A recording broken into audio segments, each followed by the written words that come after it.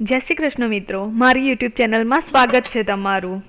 શું તમને ખબર હતી કે પાલકથી આટલી ટેસ્ટી સબ્જી બને છે? તમે પહેલાં ક્યારે પણ આટલી ટેસ્ટી સબ્જી નહીં ખાધી હોય।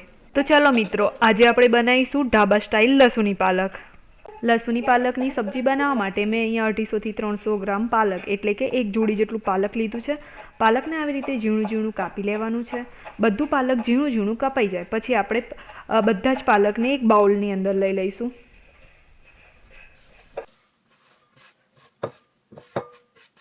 ત્યાર પછી આપણે પાલકને સારી રીતે ધોઈ લેવાનું છે। હવે મેં અહીંયા 3 મીડિયમ સાઇઝની ડુંગળી લીધી છે, 2 ટામેટાં લીધા છે અને લસણનું પ્રમાણ થોડું વધારે લેવાનું છે, એટલે મેં અહીંયા 15 થી 20 કળી જેટલી લસણની લીધી છે, 2 લીલા મરચાં લીધા છે અને એક કટકો આદુનો લીધો છે। તો હવે આપણે ડુંગળીને, લસણને અને મરચાંને અહીંયા ઝીણા ઝીણા કાપી લેવાના છે।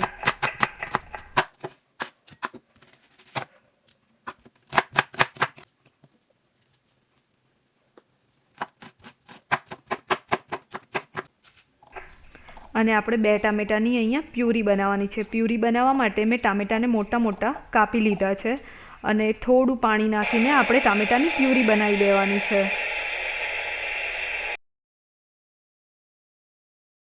હવે આપણે લસુની પાલકનો સ્પેશિયલ મસાલો બનાવી લઈશું। તો સ્પેશિયલ મસાલો બનાવવા માટે મેં અહીંયા મિક્સર જારની અંદર આખા ધાણા લીધા છે, અડધી ચમચી જેટલા, 4 થી 5 મીઠા લીમડાના પાન, તજ, લવિંગ અને કાળા મરી થોડાક લઈ લીધા છે, અડધો કપ મગફળીના દાણા, આદુના 2 નાના કટકા, 1 ચમચી જેટલું બેસન અને અહીંયા તમારી પાસે તલ હોય તો તમે થોડા તલ પણ નાખી શકો છો અને થોડું પાણી લઈને એક પેસ્ટ બનાવી લઈશું।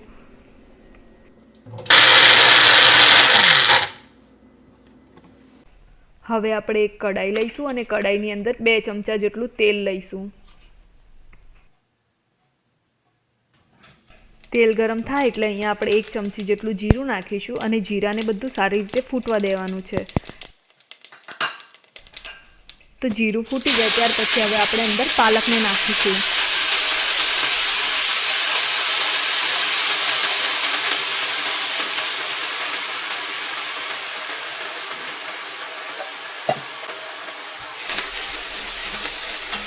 પાલકને અંદર નાખ્યા પછી આપણે બધા પાલકને સારી રીતે મિક્સ કરી લેવાનું છે અને મિક્સ કર્યા પછી પાલકની અંદર ઝીણું કાપેલું લસણ નાખીશું, 8 થી 10 કટકા જેટલું।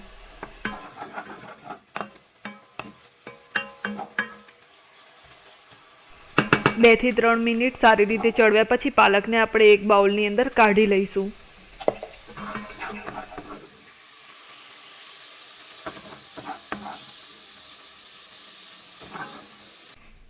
હવે આપણે 3 થી 4 ચમચી જેટલું તેલ લઈશું। તેલ ગરમ થાય એટલે આપણે 1 ચમચી જેટલું જીરું લઈશું, 1 લાલ મરચું અને 1 તમાલપત્ર નાખીશું અને આપણે કાપેલા લસણમાંથી અડધું લસણ વઘારમાં નાખીશું અને અડધું લસણ આપણે ડુંગળી સાથે નાખીશું અને હવે આપણે ડુંગળી અને લસણ નાખીશું। હવે આપણે ડુંગળીની અંદર થોડું મીઠું નાખીને ડુંગળી થોડી બ્રાઉન કલરની થાય ત્યાં સુધી આપણે ડુંગળીને ચડવા દઈશું સારી રીતે। જોઈ શકાય છે કે 3 થી 4 મિનિટ પછી આપણી ડુંગળી ચડી ગઈ છે, ડુંગળીમાં બ્રાઉન કલર આવી ગયો છે। તો હવે આપણે એની અંદર ટામેટાની પ્યુરી નાખીશું અને સારી રીતે મિક્સ કરી લઈશું। આપણો મસાલો સારી રીતે ચડી જાય એના પછી આપણે આની અંદર મસાલા નાખીશું। મસાલા નાખવા માટે મેં અહીંયા 2 ચમચી જેટલી હળદર લીધી છે, 2 ચમચી જેટલું મરચું, 2 ચમચી ધાણા જીરું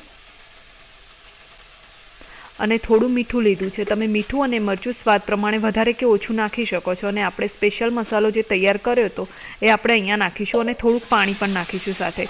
આ બધું નાખીને આપણે સારી રીતે મિક્સ કરી લઈશું। મિક્સ કરીને અહીંયા આપણે 3 થી 4 મિનિટ સારી રીતે ચડવા દેવાનું છે અને હવે મેં અહીંયા 1 ચમચી જેટલો ગરમ મસાલો નાખ્યો છે।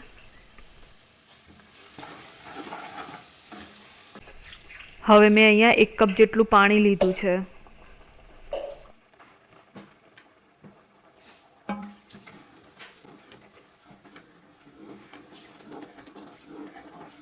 પાણી નાખ્યા પછી આપણે આવી રીતે સારી રીતે મિક્સ કરી લેવાનું છે। જોઈ શકાય છે કે આપણી ગ્રેવી બહુ સરસ દેખાઈ રહી છે અને પાણી નાખવાના કારણે ગ્રેવી થોડી ઢીલી પણ લાગે છે। તો આ રીતની આપણે ગ્રેવી રાખવાની છે। હવે આપણે અહીંયા 1 કપ જેટલું પાણી લીધું છે। પાણી નાખ્યા પછી આપણે આવી રીતે સારી રીતે મિક્સ કરી લેવાનું છે। જોઈ શકાય છે કે આપણી ગ્રેવી બહુ સરસ દેખાઈ રહી છે અને પાણી નાખવાના કારણે ગ્રેવી થોડી ઢીલી પણ લાગે છે। તો આ રીતની આપણે ગ્રેવી રાખવાની છે। અને હવે આપણે ગ્રેવીને 2 થી 3 મિનિટ સારી રીતે ચડવવા દઈશું. ગ્રેવી સારી રીતે ચડી જાય એના પછી આપણે પાલક નાખીશું અંદર. પાલકને સારી રીતે મિક્સ કરી લઈશું અને આપણે આ સ્ટેજ પર અહીંયા ટેસ્ટ કરી લઈશું. મીઠું કે મરચું કંઈક ઓછું હશે તો તમે આની અંદર આ ટાઈમે અંદર એડ કરી શકો છો. તો હવે જોઈ શકાય છે કે આપણે લસુની પાલકનું શાક તૈયાર થઈ ગયું છે. લસુની પાલકની આ સબ્જી તમે રોટલી, રોટલા કે ભાખરી સાથે ખાઈ શકો છો. આ શાકને ઉપરથી ઘી કે બટર નાખીને ખાવાથી બહુ સરસ લાગે છે. તો આ યુનિક લસુની પાલકની સબ્જી તમે જરૂરથી ટ્રાય કરજો. ટ્રાય કર્યા પછી મને કમેન્ટ સેક્શનમાં જણાવજો, શેર કરજો. મારી ચેનલને સબસ્ક્રાઈબ કરવાનું ભૂલતા નહીં. મારો વિડીયો અંત સુધી જોવા માટે આભાર.